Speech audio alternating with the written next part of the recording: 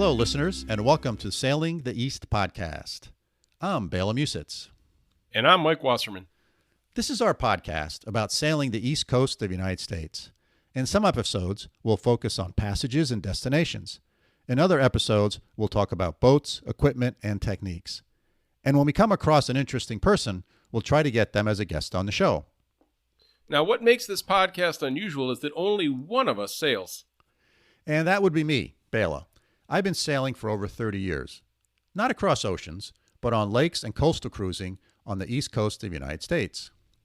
And I, Mike, know very little about sailing. I don't know what is it, a Clovis pin? Whoa. Wait, Mike. You mean a Clevis pin? Yeah, exactly. I don't know a Clovis pin from a cheek block. I've even sunk an unsinkable dinghy. Twice. So I'm going to ask just most of the questions, and Bela, you can give the answers. And it looks like today, Bela, we're going to talk about the destination Sandy Hook, New Jersey. Now, I've been to New Jersey, but tell me again, where exactly is Sandy Hook?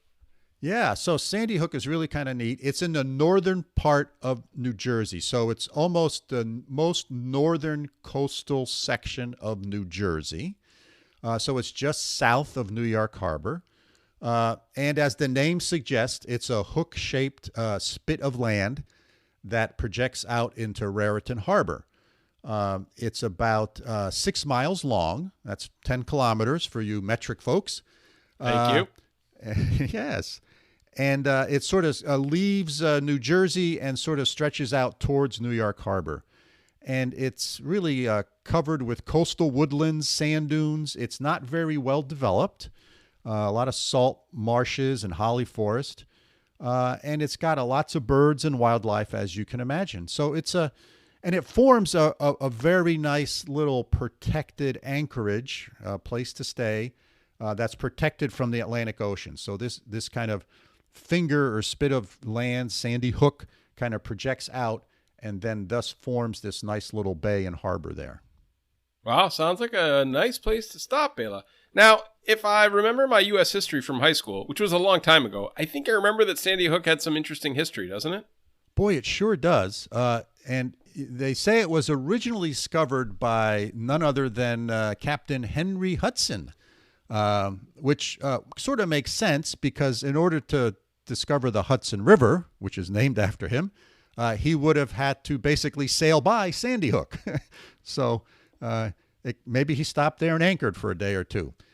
And that would be back in the 1600s, I think, if I remember my history right, with Henry Hudson. But Sandy Hook remains beautiful. It's about 1,665 acres of land. And the interesting thing is if you're in Sandy Hook, you can actually see the Manhattan skyline from there. So it's has some great views.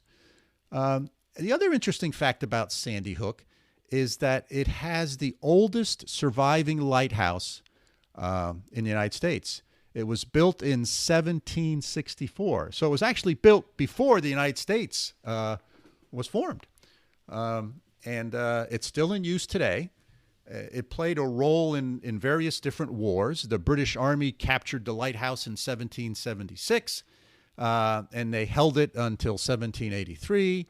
And at least one continental army tried to knock it down. In 1985, the U.S. Army renamed the fortifications at Sandy Hook as Fort Hancock. And this was actually built there to protect New York Harbor from an invasion by the sea. And those yellow buildings were constructed, a whole bunch of buildings were constructed between 1898 and 1910. And it was actually used during World War II as well, both as housing of soldiers and training, etc., as well as lots of towers for scanning out into the ocean to look for enemy ships or submarines trying to make their way into New York or New York Harbor. So a lot of these concrete bunkers and rail-mounted guns, they were all built along there and stuff. So it was quite an interesting place. And if I remember reading something that actually during the Cold War, there were some Nike missiles that were actually not stored there, but they had missile silos here as a way of, again, protecting the east coast of the United States from any type of attacks.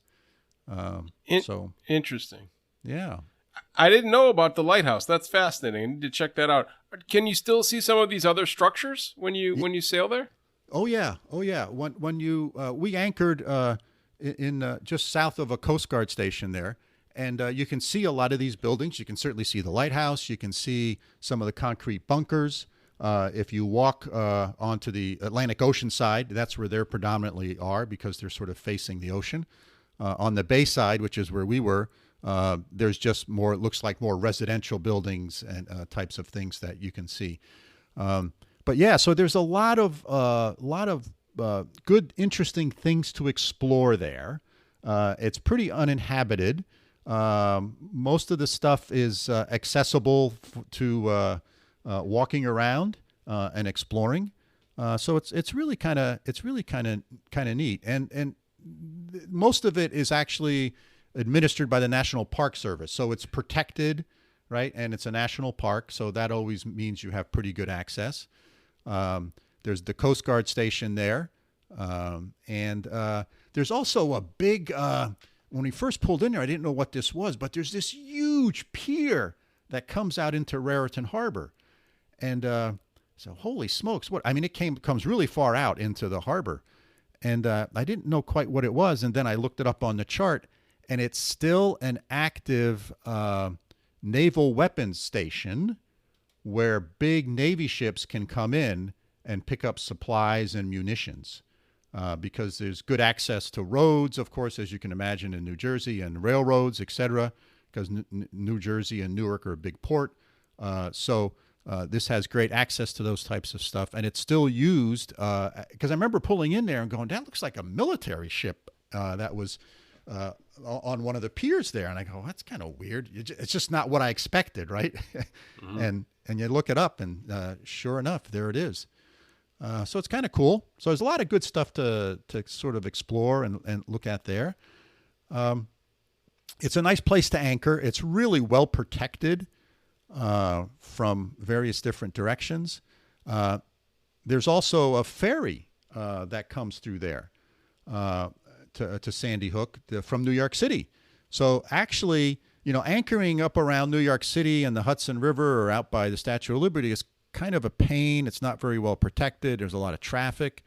So one scenario is you can actually anchor down here in Sandy Hook and then go to shore, hop on a ferry, go up to New York City in probably about 30 minutes, spend time visiting New York City, et cetera, then hop back on a ferry and come back. So it's sort of a nice place to use it as a base for exploring New York City if you'd like to do that. So it's quite cool. Interesting. Let's talk a little more about kind of the approach and anchorage there. Is it sandy bottom? Can you get the anchor in? What's the story? Oh, yeah. So this finger, the Sandy Hook, protects you from the Atlantic Ocean and the swell. So that's really nice. Typically when you want to anchor in a place where there's not a lot of water between you and land. And what I mean by that is because when the wind blows across the water, it builds up the waves. And the longer distance the wind can blow across the water, the bigger the waves get. So that's why when when there's nothing except Europe between you mm-hmm. and the water, the waves get pretty big. Mm-hmm. Whereas if it's a mile or two or even a couple miles, the waves will not get very big, even if the wind is blowing. So this Sandy Hook gives you great protection from the east, which is the Atlantic Ocean. There's land to the south. The one place it's not super well protected is sort of from a westerly blow. That's Raritan Harbor.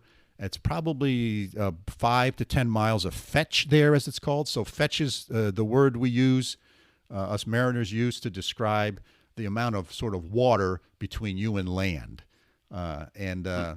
So if it's not blowing too hard, you're doing fine. So I think anything under 30 knots, you should be fine, even if it's from the winds from the west. And any other direction, you're well protected. You do need to think about, and this will be on the charts, think about where the ferries come through, because the ferries run, early in the morning, late at night, and they have a pretty good wake. So they'll make the boat rock if you anchor too close to them. And if it is going to be really windy, there's a couple of nice marinas way down at the southern end of the bay there, at the southern end of Sandy Hook. One of them that I'm familiar with is called Atlantic Highlands Marina. It's one that I've stayed at. And so if it's going to be really stormy or you want to have better access to land, there's a couple of marinas down there, that have full-service marinas that have docks with power, water, etc. And I think Atlantic Highlands Marina, if I remember correctly, actually has some moorings that are behind a breakwater that you can get if you don't want to tie up to a dock. So overall, it's a super great place to stop and visit. And it's an excellent staging area, whether you're heading north and you want to go through New York City and the East River and you want to wait out a weather window, or you're waiting for the tide and the currents to be the right, or whether you're heading south, because once you head south from New Jersey, there's not a lot of places that particularly a sailboat can stop along the coast of New Jersey. So it's a day shot down to Cape May, which is the southern tip of New Jersey, and there's about one place you can stop, which is Atlantic City. So you might want to wait for a weather window there. So it's a great place to stop, check out the sights and scenery there on Sandy Hook, all of these old fortifications and buildings, etc., and stage for a weather window or tides if you're heading north. Bela, interesting, convenient, all right, lots of history, beautiful, sounds like a neat place. Thanks for putting this together. Listeners, thanks for joining us. We hope you found this episode interesting and thought-provoking. If you have questions about what we've discussed or suggestions about what you want us to talk about, please feel free to get in touch with us. We're happy to read your mail and respond. Our email is sailingtheeast, all one word, @gmail.com. And as Mike said, we love hearing from our listeners. And if you haven't subscribed to the podcast, please do. Better yet, leave a review in your favorite podcasting application. It also helps to attract other folks to listen to the podcast if you do that. So, hey, Mike, thinking about sailing here, I had a little trouble this morning doing that because when I woke up, it was 9 degrees Fahrenheit. And for you folks in Celsius, that's -13. So I'd love to be in the warm weather sailing right now. But as in one of our previous podcast episodes, we talked about putting the boat away for the winter. And my boat's nice and snug, and it's cold, and winter is here. Well, I'm sorry, Bela. It's about 10 degrees Celsius here, which is about 50 Fahrenheit. Although we have some drizzle right now, and it's not particularly beautiful out. But I don't miss the -20s and the feet of snow. So maybe we'll get the boat in the water a little bit earlier here than you will. But I hope that you stay safe and healthy, and we'll see you next time, Bela. Yeah, thanks, Mike. Good to see you. And until next time, fair winds and calm seas.